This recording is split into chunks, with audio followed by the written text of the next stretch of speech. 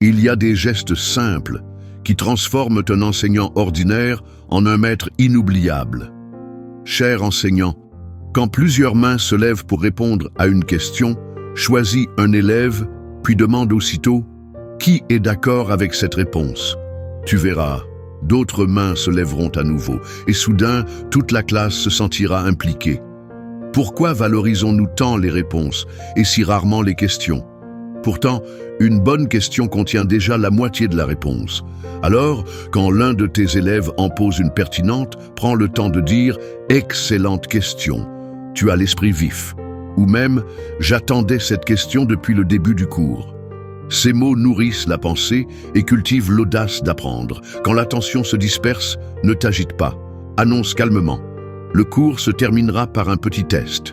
Puis tiens ta parole. L'attention reviendra toute seule.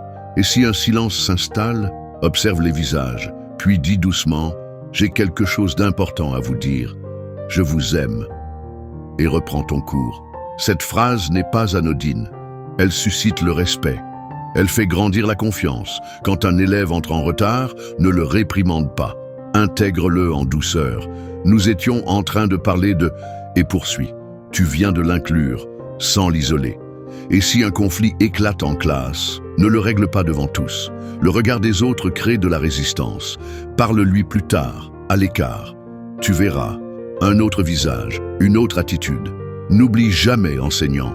Tu portes l'héritage des prophètes et des sages. L'enseignement est un acte noble. Reste humble, continue d'apprendre. Et surtout, sois le modèle que tu aurais voulu avoir.